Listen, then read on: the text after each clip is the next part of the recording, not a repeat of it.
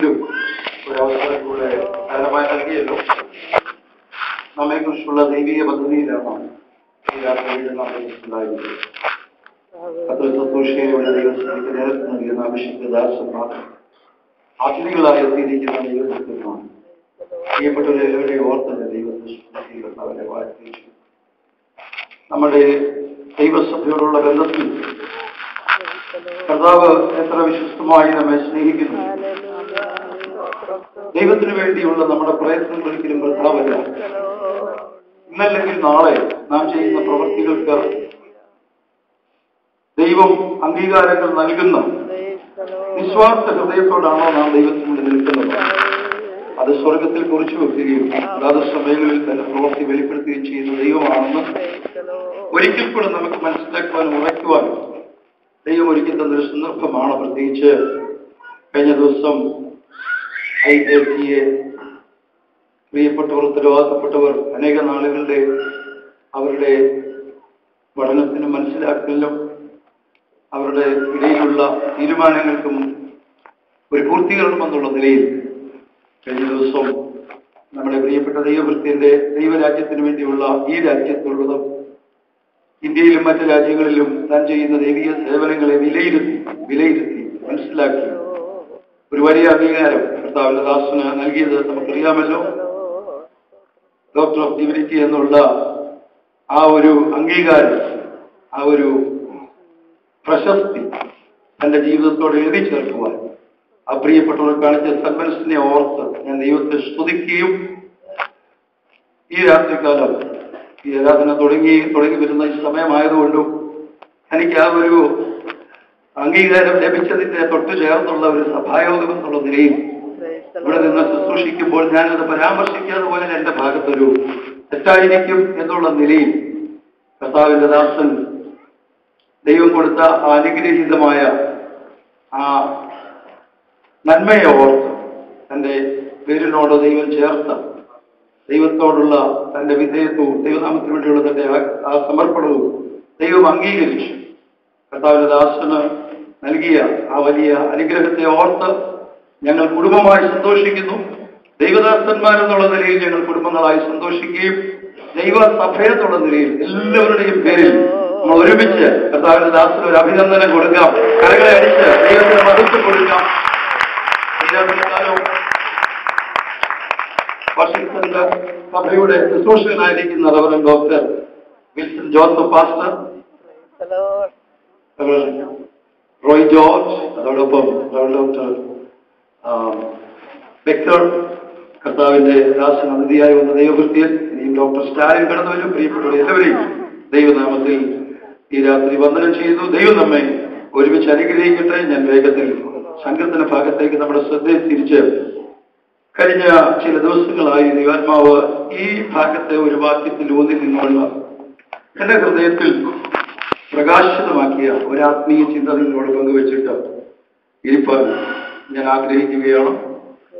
139 സങ്കീർത്തനം 1 മുതൽ 4 വരെയുള്ള വാക്യങ്ങൾ വായിക്കുന്ന ആ വാക്യങ്ങൾ വായിക്കുമ്പോൾ സങ്കീർത്തനക്കാരൻ തന്റെ വ്യക്തിപരമായ ജീവിതത്തെക്കുറിച്ച് ദൈവം എത്രത്തോളം ആഴത്തിൽ ബോധ്യമുള്ളവനാണെന്ന് തന്റെ തിരിച്ചറിവ് വിളിച്ചു പറയുകയാണ്. മനസ്സിലായല്ലോ? സങ്കീർത്തനക്കാരന്റെ തന്റെ വ്യക്തിപരമായ ജീവിതത്തെക്കുറിച്ച് ദൈവം എത്രയും ആഴത്തിൽ ബോധ്യമുള്ളവനാണെന്നുള്ള തന്റെ തിരിച്ചറിവാണ് 1 മുതൽ 4 വരെയുള്ള വാക്യങ്ങളിൽ നമുക്ക് കാണാൻ കഴിയുന്നത്. ഈ ക്രിസ്തീയ മനഃശാസ്ത്രത്തിനകത്ത് പഠനം നടത്തിയിരിക്കുന്നതായ ജോ ഹാരി എന്ന് പറയുന്ന ബൈബിൾ കോളേജിൽ പഠിച്ചവർ കേട്ടിട്ടുണ്ട്. 2 ചിന്തകരുണ്ട്. അവര് കണ്ടെത്തിയ ഒരു സിദ്ധാന്തമുണ്ട്. അതിന് ജോ ഹാരി വിൻഡോ എന്നാണ് പറയുന്നത്.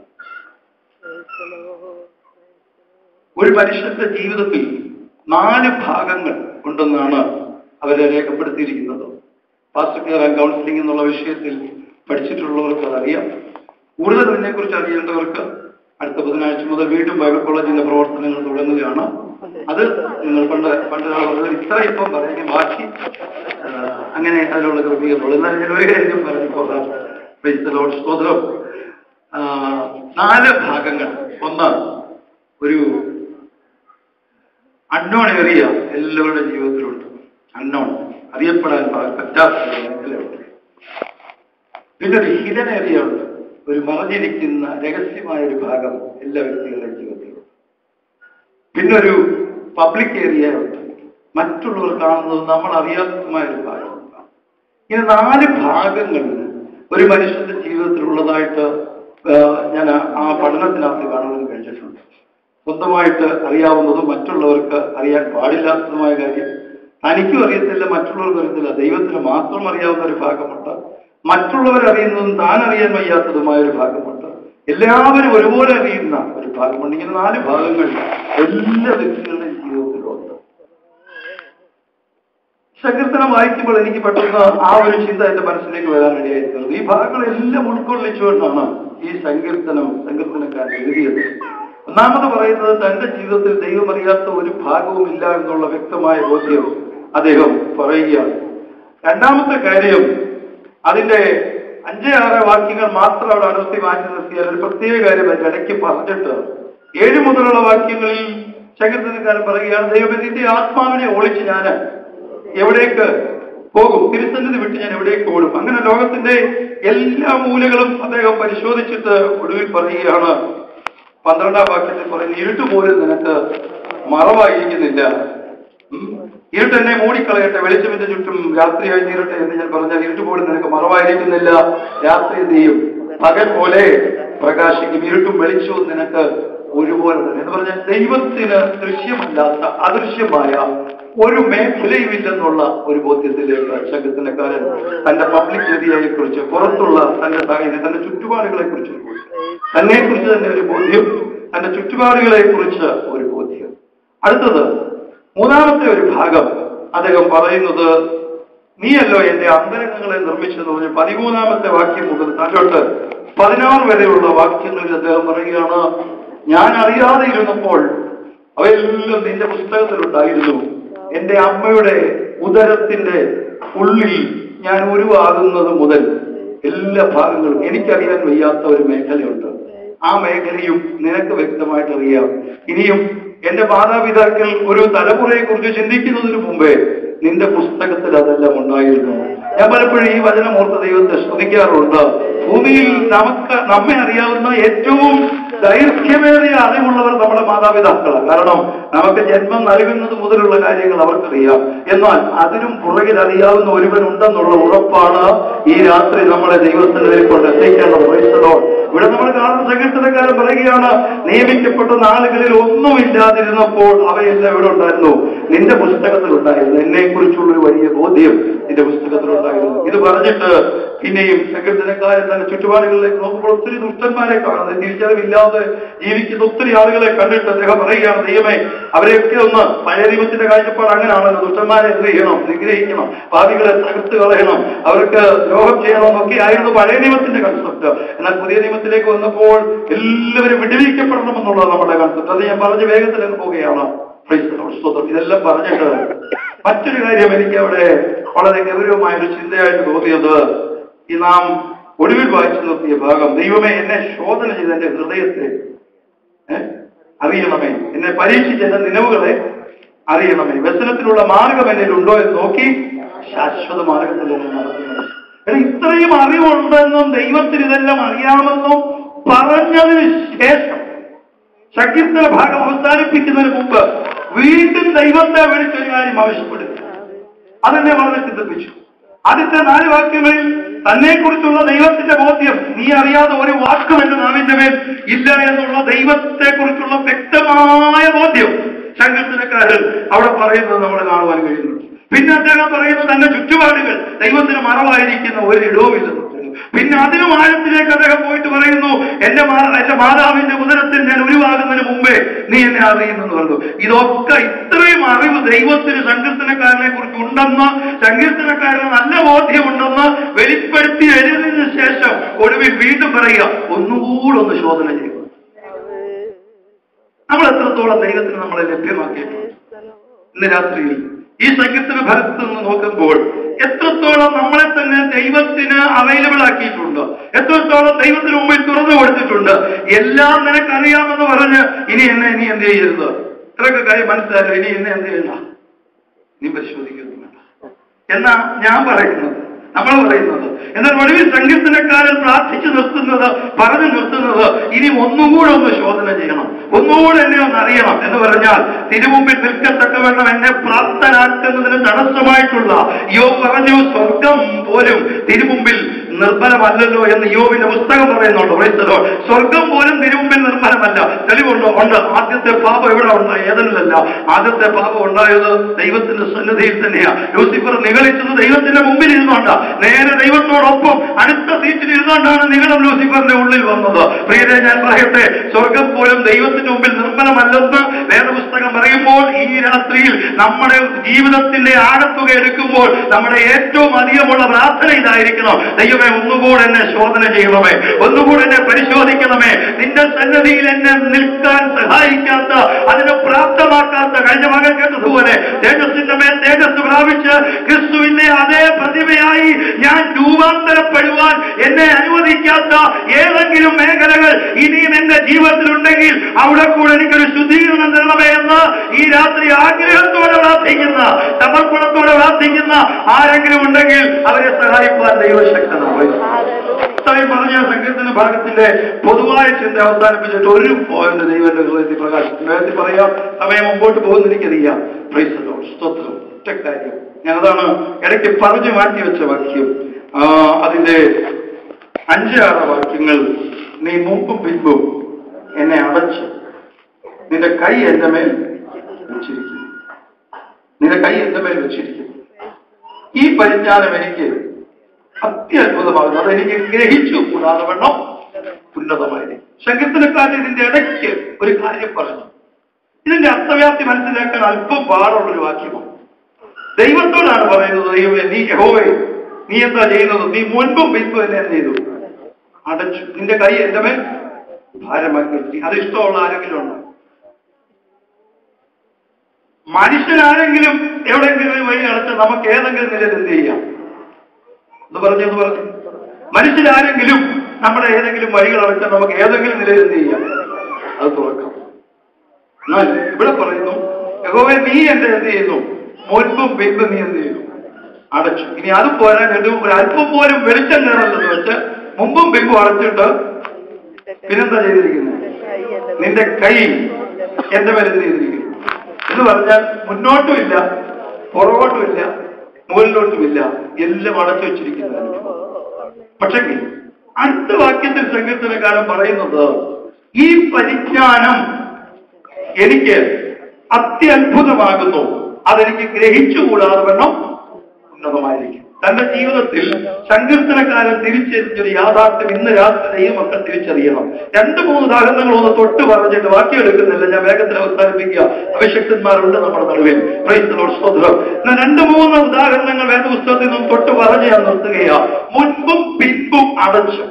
മുകളിൽ കൈ ഭാരമായി വെക്കുന്നത് സമ്മർദ്ദത്തെ കാണിക്കുന്നു, ഞെരുക്കത്തെ കാണിക്കുന്നു, ചുറ്റുപാടുകളിൽ ഉണ്ടാകുന്ന മുൻപോട്ട് പോകാൻ പറ്റാത്ത വിധത്തിൽ ജീവിത സാഹചര്യങ്ങൾ, ഹല്ലേലൂയ, സ്തോത്രം, സമ്മർദ്ദത്തിനകത്തായി പരിമിതിക്ക് ഉള്ളിലായിത്തീരുന്ന അനുഭവത്തെയാണ് ഈ വാക്ക് അർത്ഥമാക്കുന്നത്. എന്നാൽ ദൈവം ഇത് ചെയ്യുന്നത് എന്തിനാ? ദൈവം ഇങ്ങനെ ചെയ്താൽ അതിനകത്തെ ഉദ്ദേശം എന്താ? ദൈവമേ, നീ മുൻപും പിൻപും അടച്ച് നിന്റെ കൈ എന്റെ മേൽ ഭാരമാക്കുന്നു. അടുത്ത സങ്കീർത്തനക്കാരൻ പറയുന്നത്, ഇത് ഹല്ലേലൂയ, സ്തോത്രം, ഒരു നഷ്ടമായിട്ടല്ല അദ്ദേഹം പറയുന്നത്, ഇതൊരു പരാജയമായിട്ടല്ല അദ്ദേഹം പറയുന്നത്, ഇത് ഒരു ഇല്ലായ്മയായി തീർന്നതല്ല അദ്ദേഹം പറയുന്നത്. ഇത് ഈ പിന്നീടാണ് അദ്ദേഹത്തിന് മനസ്സിലായത്. അദ്ദേഹം വിളിച്ച് ദൈവത്തോട് പറയുകയാണ്, ഈ പരിജ്ഞാനം എനിക്ക് അത്യത്ഭുതമാകുന്നു, അതെനിക്ക് ഗ്രഹിച്ചുകൂടാതെ വണ്ണം ഉന്നതമായിരിക്കുന്നു. എന്താ അതിന്റെ കാര്യം? ദൈവം ഒരാളുടെ ജീവിതത്തിന്റെ മുൻപും പിൻപും അടച്ച് അവന്റെ മേൽ കൈ ഭാരമാക്കി വെച്ചാൽ മനുഷ്യജ്ഞാനത്തിന് അപ്പുറമായിട്ട് ദൈവത്തിന്റെ ഒരു പ്രവൃത്തി ആ വ്യക്തിയുടെ ജീവിതത്തിൽ ദൈവത്തിന് ചെയ്യാനുണ്ടെന്ന് ഈ വേദപുസ്തകം 100 കണക്കിന് അനുഭവങ്ങൾ സാക്ഷ്യം പറയുന്നു. ഒരു ഉദാഹരണം ഞാൻ പഴയ നിയമത്തിൽ നിന്ന് വേഗത്തിൽ പറയാം. നമുക്കറിയാവുന്ന ഭാഗമാ രാജാക്കന്മാരുടെ 2-ാം പുസ്തകം 5-ാം അധ്യായത്തിൽ നമുക്കറിയാം, ഇസ്രായേൽക്കാരെ പെൺകുട്ടി വളരെ സന്തോഷത്തോടുകൂടി മാതാപിതാക്കളോടൊപ്പം ഭവനത്തിൽ ജീവിക്കുമ്പോൾ കവർച്ചപ്പടയായി വന്ന സ്തോത്രം അരാം സൈന്യം വന്ന് പോയ കൂട്ടത്തിൽ അല്ലെങ്കിൽ സ്തോത്രം ആരോഗ്യമുള്ള ഒരു പെൺകുട്ടിയെ കണ്ട് അവളെ പിടിച്ചു കെട്ടി ആ രാജ്യത്തേക്ക് കൊണ്ടുപോയി. അവിടെ ചെന്ന് എന്താ പണി? അവന്റെ മുൻപും പിൻപും അടച്ചു. തന്റെ സ്വന്തം രാജ്യത്ത് അവർക്ക് സ്വാതന്ത്ര്യം ഉണ്ടായിരുന്നു, തന്റെ സ്വന്തം രാജ്യത്ത് അവർക്ക് വിദ്യാഭ്യാസം ചെയ്യാമായിരുന്നു, തന്റെ സ്വന്തം ജീവിത സാഹചര്യങ്ങൾക്കകത്ത് മാതാപിതാക്കളോട് അവർക്ക് ഇഷ്ടമുള്ളതൊക്കെ ചോദിച്ചു വാങ്ങായിരുന്നു, തനിക്ക് നല്ല സുഹൃത്ത് വരെ ഉണ്ടായിരുന്നു. എന്നാൽ അതിനപ്പുറത്തേക്ക് അവരെ പിടിച്ചു കെട്ടി കൊണ്ടുപോയി. എന്ന് മാത്രമല്ല, സ്വാതന്ത്ര്യമില്ലാത്ത, സ്വന്തം ഭാഷയല്ലാത്ത, സ്വന്തം ജീവിത സാഹചര്യങ്ങളെ പരിമിതിക്കകത്താക്കുന്ന, മുൻപും പിൻപും അടച്ച് മുകളിൽ കൈ ഭാരമാക്കി വെക്കുന്നത് പോലെ ഏറ്റവും ഞെരുക്കമുള്ള ഒരു സാഹചര്യത്തിൽ കൊണ്ടുപോയാൽ എനിക്ക് തോന്നുന്നത്, ഞാൻ പറഞ്ഞേ അല്ലെങ്കിൽ സ്തോത്രം, ഇവർക്കൊന്നും വേറെ പണിയൊന്നുമില്ലേ, എന്നെ ഇങ്ങനെ സമ്മർദ്ദത്തിലാക്കാൻ, ഇങ്ങനെ ഒരു അനുഭവത്തിലേക്ക് കൊണ്ടുവരാൻ ഇവരൊക്കെ ഇങ്ങനെ ചെയ്തതെന്താ? എന്റെ ജീവിതകാലം, ഇനിയുള്ള കാലം മൊത്തം ഞാൻ എങ്ങനെ ജീവിച്ചു കഴിയുമെന്ന് അറിയാമോ? ഞാൻ ഇങ്ങനെ ജീവിച്ച് തീരുമാനിക്കും. അവരോടുള്ള എന്റെ വൈരാഗ്യം മൊത്തം എന്റെ ഹൃദയത്തിൽ തീർത്ത് ജീവിക്കും. എന്നാൽ അവൾക്ക് അവരോട് അല്പം പോലും വൈരാഗ്യമില്ലായിരുന്നുവെന്നും ഈ ദൈവം അവളുടെ മുൻപും പിൻപും അടച്ചതിന് പിന്നിൽ ദൈവത്തിനൊരു ഉദ്ദേശം ഉണ്ടെന്നും മനസ്സിലാക്കി അവളുടെ ഹൃദയാന്തർഭാഗത്ത് സൂക്ഷിച്ചിരുന്ന ഒരു ദൈവീയ അഗ്നി അതിന്റെ സമയമായപ്പോൾ അല്ലെങ്കിൽ സ്തോത്രം അവൾ അതിനെ പുറത്തേക്ക് ജ്വലിപ്പിക്കാൻ ഇടയായി തീർന്നു. അതുകൊണ്ട് ഇന്ന് രാത്രി ഈ ഷാർജപ്പട്ടണത്തിന് നടുവിൽ നിന്ന് പേരറിയാത്ത ഏത് കുടുംബത്തിൽപ്പെട്ടതെന്നോ ഏത് ഗോത്രത്തിൽപ്പെട്ടതെന്നോ ആരാണ് മാതാപിതാക്കളെന്നോ നമുക്കാർക്കും അറിയത്തില്ലെങ്കിലും ഇന്നും ദൈവഭക്തന്മാർ ഇവിടെ നിന്നുകൊണ്ട് പ്രസംഗിക്കുന്നതിന്റെ കാരണം എന്താ? ഹല്ലേലൂയ! അവരുടെ മുമ്പും പിമ്പും ദൈവം അടച്ചു. ദൈവം അവന്റെ മുകളിൽ കൈ ഭാരമാക്കി. സാഹചര്യമെല്ലാം പ്രതികൂലമായി. എന്നാൽ ഒരു കാര്യം ഇന്ന് രാത്രി ഞാൻ വിളിച്ചു പറയട്ടെ, അതിനകത്ത് അവിടെയുള്ള ദൈവകൃപയെ കാത്തു സൂക്ഷിക്കുക മാത്രമല്ല, സമയമായപ്പോൾ അത് അവൾ ഉപയോഗിക്കുകയും ചെയ്തു. എന്താ ചെയ്തത്? ഹല്ലേലൂയ! തന്റെ യജമാനൻ കുഷ്ഠരോഗിയായിരിക്കുന്ന സന്ദർഭത്തിൽ വന്നപ്പോൾ അവൾ എന്ത് ചെയ്തെന്നറിയാമോ? അവൾ ഒരു ദൈവിക അഗ്നിയുടെ ഒരു സ്ഫോടനം അവൾ നടത്തി. എന്താ അവൾ പറഞ്ഞത്? അവൾ യജമാനത്തോട് പറഞ്ഞു, യജമാനൻ ഇസ്രായേൽ വരെ ഒന്ന് പോകട്ടെ, അവിടെ ഒരു അഭിഷക്തനുണ്ട്, അവൻ എടുക്കച്ചെന്ന് പ്രാർത്ഥിച്ചാൽ സ്തോത്രം അവന് സൗഖ്യമാകും എന്ന് പറഞ്ഞ് ആ രാജ്യത്ത്, ഹല്ലേലൂയ, അന്യാരാധന നിലകൊള്ളുന്ന രാജ്യത്ത് ദൈവപ്രവൃത്തിയുടെ നാന്ദി കുറിക്കുവാൻ അവളുടെ ഹൃദയത്തിനകത്ത് സൂക്ഷിച്ച ആത്മീയ അഗ്നി ഒരു പക്ഷെങ്കിൽ മാനുഷികമായി നോക്കിയാൽ അവളുടെ ചുറ്റുപാടുകൾ അടയ്ക്കപ്പെട്ടിരിക്കുക, അവൾക്ക് സ്വാതന്ത്ര്യമില്ല, അവളുടെ അടിമ പെൺകുട്ടിയ. എന്നാൽ അവരുടെ ഉള്ളിലുണ്ടായിരുന്ന ദൈവീയ അഗ്നിയെ കൃത്യ സമയത്ത് അവൾ പുറപ്പെടിരിക്കുവാൻ തയ്യാറായപ്പോൾ ഇരുളിലിരുന്ന ജനം വലിയൊരു വെളിച്ചം കാണത്തക്കവണ്ണം ദൈവപ്രവൃത്തിയോടെ വെളിപ്പെട്ടെങ്കിൽ ഇന്ന് രാത്രി നമ്മുടെ ജീവിതാനുഭവങ്ങൾക്ക് നേരെ വരുന്ന അടയുന്ന അനുഭവങ്ങളെ, സമ്മതത്തിലാകുന്ന അനുഭവങ്ങളെ നോക്കിക്കൊണ്ട് ഇങ്ങനെ അനുഭവങ്ങളെ നോക്കിക്കൊണ്ട് ഇങ്ങനെ ഈ രാത്രി പറഞ്ഞു തുടങ്ങട്ടെ, ഇല്ല, എനിക്കൊരു സമയം വരുന്നുണ്ട്, എന്റെ അകത്തിരിക്കുന്ന അഗ്നിയെ ഞാൻ പുറപ്പെടുവിക്കുന്ന ഒരു സമയമുണ്ട്, ഈ സമ്മതത്തിനകത്തുന്നത് പുറത്തു വരും. ലോകത്തിൽ നടന്ന ഏറ്റവും വലിയ വിസ്ഫോടനങ്ങളെല്ലാം വിശദീകരിക്കാൻ നേരമില്ല. ഇതെല്ലാം സമ്മർദ്ദത്തിനകത്തൂടെ. ബിഗ് ബാങ് തിയറി നമുക്കറിയാം, അതിനെക്കുറിച്ചൊന്നും വിശദീകരിക്കുന്നില്ല. ഭയങ്കര സമ്മർദ്ദം, ഭയങ്കര കൊളീഷൻ, ഹൈ ടെമ്പറേച്ചർ, ഇതെല്ലാം ഉണ്ടാകുമ്പോൾ ഒരു കാര്യം ഓർത്തോണം, ഇതിനകത്തുനിന്ന് വലിയ ചിലത് പുറത്തു വരാൻ പോകുക. ഫലമുള്ള ഏതെങ്കിലും, ഫലകരമായ രുചിയുള്ള ഏതെങ്കിലും ഒരു ഫലം, ഒരു പഴം അതിനെ കൃഷി ചെയ്തിട്ടുണ്ടെങ്കിൽ ഇന്ന് രാത്രി ഓർത്തോണം, ആരും ഹല്ലേലൂയ ഇതുവരെ അറിഞ്ഞിട്ടില്ലാത്ത ഒരു സ്വാദ് അതിനകത്തുനിന്ന് പുറത്തു വരാൻ പോകുക. പ്രിയേ, ഈ രാത്രി ദൈവം അടയ്ക്കുന്നതെല്ലാം നമ്മെ തകർക്കാനല്ല, ചില സാഹചര്യങ്ങൾക്കകത്ത് നമ്മളിൽ നിറഞ്ഞിരിക്കുന്ന അഗ്നിയുടെ ആഴം വെളിപ്പെട്ടു വരേണ്ട ഒരു സമയത്തിനായി ദൈവം നോക്കിയിരിക്കുകയാണ്. ഞാൻ വേഗത്തിൽ പറഞ്ഞു പോകാം. മറിയ ഹൃദയത്തിൽ ഒരു കാര്യം സംഗ്രഹിച്ചു. ലൂക്കോസിന്റെ സുവിശേഷം 2-ാം അധ്യായത്തിലുണ്ട്. മറിയ ഹൃദയത്തിൽ സംഗ്രഹിച്ചു. ദൂതന്മാർ വന്ന് പറഞ്ഞതും ആട്ടിടയന്മാരുടെ വർത്തമാനം എല്ലാം മറിയ ഹൃദയത്തിൽ സംഗ്രഹിച്ചു. എത്ര വർഷം സംഗ്രഹിച്ചെന്ന് അറിയാമോ? 30 വർഷം സംഗ്രഹിച്ചു വെച്ചു മറിയ. അത് കഴിഞ്ഞ് ലൂക്കോസ് 2-ലെ കാര്യം ഞാൻ പറഞ്ഞു. 2 പ്രാവശ്യം എഴുതി വെച്ചിട്ടുണ്ട് അവിടെ സംഗ്രഹിച്ചു എന്ന്. യോഹന്നാൻ 2-ാം അധ്യായത്തിലേക്ക് വന്നപ്പോൾ സ്തോത്രം അവളത് പൊട്ടിച്ചു.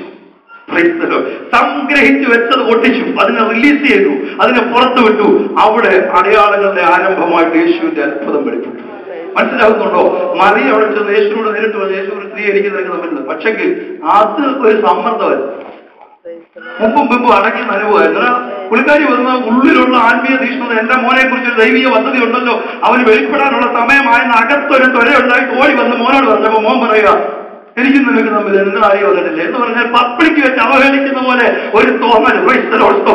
അങ്ങനെ ഒരു സാഹചര്യത്തിൽ മറിയ തിരിച്ചു. പക്ഷെ പോയ വഴി കണ്ട വേലക്കാരോടൊക്കെ പറഞ്ഞു, സമയം ആയിട്ടില്ലെന്ന് അവൻ പറഞ്ഞിട്ടുണ്ട്, പക്ഷെങ്കിൽ ഒരു സമയം വെളിപ്പെടും, എന്തെങ്കിലും അവൻ പറഞ്ഞാൽ അത് ചെയ്യാൻ റെഡിയായി നിന്നോ, ഇന്നൊരു അത്ഭുതത്തിന്റെ ദിവസമാണെന്ന് പോയ വഴിക്ക് രണ്ടുപേരോട് അവൻ പറഞ്ഞിട്ട് പോയി.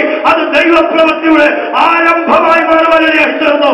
ഇന്ന് രാത്രി ഞാനൊരു ദൂത് വിളിച്ചു പറയട്ടെ, എല്ലാ സമ്മർദ്ദത്തെയും നോക്കി പഴിവാങ്ങിയിരിക്കാനല്ല ഈ രാത്രി എന്നെ വിളിച്ചിരിക്കുന്നത്.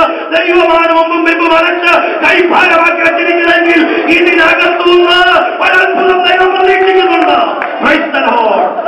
ഒറ്റ കാര്യം കൂടെ, യേശു അപ്പോസ്തലന്മാരും കൂടെ ഒരു വീട്ടിൽ ക്ഷണിക്കപ്പെട്ട അതിഥികളായിട്ടിരിക്കുമ്പോൾ ഒരു സ്ത്രീ ഒറ്റ വർഷത്തെ സമ്പാദ്യം തെളിവെന്ന മെനക്കെട്ട് നിൽക്കുന്ന ജോലിക്കാരെ വിളിച്ചിട്ട്, യജമാനൻ നേരത്തെ വന്നവർക്കും വൈകി വന്നവർക്കും ഒരു താലന്ത, ഒരു വെള്ളിക്കാശ് പറഞ്ഞിട്ടു. അങ്ങനെയാണെങ്കിൽ 300 വെള്ളിക്കാശ് മാസത്തിൽ 5 ദിവസം കുറയ്ക്ക്, ബാക്കി 25 വെച്ച് ഒരു വർഷത്തെ സമ്പാദ്യം നിങ്ങൾ കൂട്ടി നോക്ക്. 300 വെള്ളിക്കാശ് ഒരു ദിവസം 1 വെള്ളിക്കാശ് വീതം. 300 വെള്ളിക്കാശ് എന്ന് പറയുമ്പോൾ ഒരു വർഷത്തെ ആവറേജ് സാലറിക്ക് കിട്ടുന്ന ഒരു ഭരണി അത് സൂക്ഷിച്ചു വെച്ചിരുന്നു. അവളുടെ ഹൃദയത്തിൽ അറിയത്തില്ല എന്തോ ഒരു ഉൾപ്രേരണ, അവളത് സൂക്ഷിച്ചു വെച്ചിരിക്കുക, സ്വച്ഛജലമാർത്തിത്തൈലം. എന്നാൽ എന്ത് സംഭവിച്ചെന്നറിയാമോ? ഒരു ദിവസം സമയം വന്നപ്പോൾ രാവിലെ എഴുന്നേറ്റപ്പോൾ മുതൽ അകത്തൊരു തള്ളൽ. എത്രയോ തള്ളലുകൾ ലഭിച്ചിട്ട് അതിനെ നിസ്സാരവൽക്കരിച്ച് നമ്മൾ സമയം കളഞ്ഞു. എന്നാൽ നമ്മെ കുറിച്ച് ദൈവം സാക്ഷ്യം പറയുന്ന ദൈവപ്രവൃത്തിയുടെ സമയങ്ങൾക്ക് ഒരു തേങ്ങൽ, ഒരു തള്ളൽ, ഒരു പ്രചോദനം അന്തരാത്മാവിൽ ദൈവം കൊണ്ടിട്ടാൽ മടിക്കരുത്, പുറപ്പെടാൻ തയ്യാറാകണം, മുന്നോട്ട് സ്റ്റെപ്പ് വെക്കാൻ തയ്യാറാകണം. ഞാൻ ഇന്ന് രാത്രി വിളിച്ചു പറയട്ടെ, അവൾ മുന്നോട്ട് സ്റ്റെപ്പ് വെച്ചു. ചെന്നപ്പോൾ മുതലേ നാട്ടിൽ അവള് വരുന്നുണ്ട് കേട്ടോ. അവിടെ കൂടിയിരുന്നവർ പല അഭിപ്രായം പറയുക, അല്ലെങ്കിൽ ഇവരെ പണ്ടേ അറിയാവുന്നവരൊക്കെ പറയുക, അല്ലാണ്ട് അവള് വരുന്നുണ്ട്, മാറി എനിക്ക് അവളോട് വീട്ടിലൊന്നും ഇഷ്ടമല്ല. ഓക്കെ, ഇതെല്ലാം കഴിഞ്ഞ് കർത്താവിന്റെ അടുത്ത് ചെന്നപ്പോ ചുറ്റിപ്പറ്റിയിരിക്കുന്ന മഹാപുരോഹിതന്മാരെന്നാണ് ഞാൻ പറയുന്നത്. ഈ അപ്പോസ്തലന്മാർ അവരിങ്ങനെ ചുറ്റിപ്പറ്റിയിരിക്കുക. അപ്പൊ അവരെല്ലാം കൂടെ ആലോചിച്ചു, വെറുതെ ഈ പെരുമ്പച്ചിന് വേറെ പണിയില്ല, ഒറ്റ വർഷത്തെ സമ്പാദ്യം മുഴുവൻ കൊണ്ടുവന്ന് പൊട്ടിച്ച് നിർത്തും എന്ന് പറയുന്ന മഹാപുരോഹിതൻ. എന്നാൽ കർത്താവ് പറഞ്ഞു, അവളെ വിട്. എനിക്ക് ആ വാക്യം പറ്റി ഇഷ്ടമാണ്. അവളെ വിട് എന്ന് പറഞ്ഞ് ഇവരുടെ വാക്കുകൾ കൊണ്ട് അവളെ അവർ ആക്രമിക്കുകയായിരുന്നു. അതുകൊണ്ട് കർത്താവ് വളരെ വ്യക്തമായിട്ട് പറഞ്ഞു, അവളെ വിട്. അവൾ എന്റെ ശവസംസ്കാരത്തിന് വേണ്ടി അത് ചെയ്തു, അവൾ തന്നാലാവത് ചെയ്തു. അടുത്തത് കർത്താവ് ഒരു സർട്ടിഫിക്കറ്റോടെ പറഞ്ഞു, ഈ സുവിശേഷം പ്രസംഗിക്കുന്ന ഒരു കാലം ഉള്ളിടത്തോളം. മാർക്കോസ് 14 വീട്ടിൽ പോയി വായിച്ചാൽ മതി.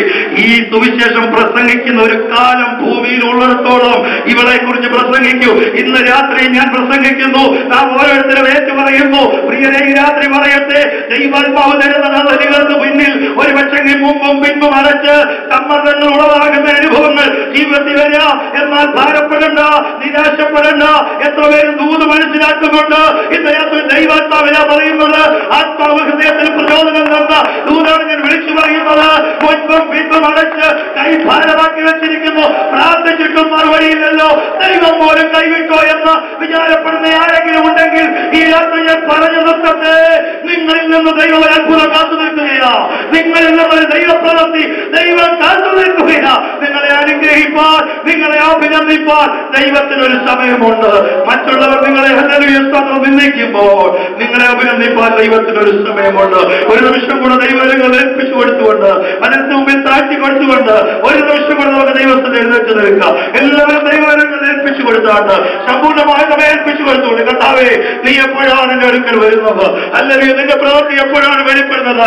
അന്ന് മാത്രമേ എന്റെ വേദന തീരത്തുള്ളൂ. അല്ലെങ്കിൽ എന്റെ പ്രാണനാഥന് എപ്പോൾ എന്റെ അടുക്കൽ വരുമോ, ഞാൻ എപ്പോൾ അവനെ കാണുമോ, അന്ന് മാത്രമേ എന്റെ വേദന തീരുകയുള്ളൂ. എന്നാൽ ഇന്ന് രാത്രി എനിക്കൊരു ഉറപ്പുണ്ട്, ഈ വേദനയ്ക്ക് നടുവിലും, ഈ ഞെരുക്കത്തിന് നടുവിലും, ഈ സമ്മതത്തിന് നടുവിലും, ഈ പ്രതിസന്ധികൾക്ക് നടുവിലും, മുൻപും പിൻപും അടയ്ക്കപ്പെടുന്ന അനുഭവങ്ങൾക്ക് നടുവിലും ഹല്ലേലൂയ, ഒരു ദൈവമഹത്വം വെളിപ്പെടാനുണ്ട്. ഒരു ദൈവമഹത്വം വെളിപ്പെടാനുണ്ട്. എത്ര പേര് രാത്രിക്കാലം അത് വിശ്വസിക്കുന്നവരുണ്ട്. നാളെ ദൈവത്തെ സ്തുതിക്കാൻ തുടങ്ങിയുണ്ട്. ദൈവം ഏൽപ്പിച്ചു കൊടുത്താട്ടെ. Hallelujah, hallelujah, hallelujah, hallelujah. നമ്മുടെ വേദനകൾ മാറുന്നൊരു സമയമുണ്ട്. നമ്മുടെ പ്രതിസന്ധികൾ മാറുന്നൊരു സമയമുണ്ട്. ഒരു ദൈവപ്രവൃത്തിക്ക് വേണ്ടി ഏൽപ്പിച്ചു കൊടുക്കുക. ഈ രാത്രി സമർപ്പണത്തോടെ ഈ കാലത്തിന് വരികൾ നമുക്ക് ചേർന്ന് പോകാം. ഹല്ലേലൂയ.